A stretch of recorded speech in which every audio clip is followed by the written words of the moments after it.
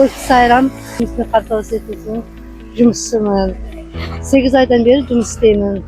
Жалақыларымыз вақытында беріліп, қанықтырып барады жұмыстарымыз өзімізге. Бастықтарымыз да жақсы. Қар жауынған уақыттарда осы мәселе тазалық уақыты жүреді ме? Иә, тазалық уақыты жүреді. Вақытында келіп, дежурный болып, тазалап, неғып кетеміз. Қазір қай жол тазалап жатсыздар?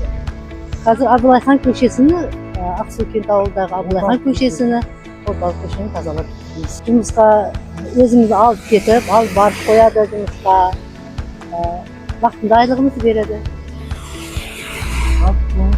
Көңіл солады. Барлық жұмысымыз көңіл солады. 2024 жылы біз толыққанды жұмысымызды бастадық құрылғалы бері. Былтырғы жылы 253 штатпенен жұмыс істедік. 4 ауылдық округ бойынша Сайрам ауданының. Бұл жаңағы Ақсукент, Манкент, Қарабұлақ және Қарасу ауылдық округтері бойынша жұмыс істедік. Енді биылға бүкіл ауданды қамтуды тапсырылды. Ол қосымша тағы 7 ауылдық округ. Жалпы штатымызды 450 адам қылып бекітіп берді. Енді міне осы ақпан айларынан бастап біз жұмысшыларды қабылдауды бастаймыз.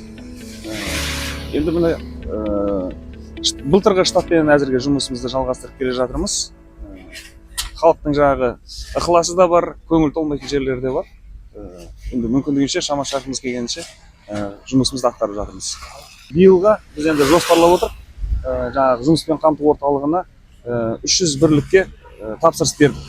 Енді ақпан айынан бастап қабылдай бастаймыз деді олардан.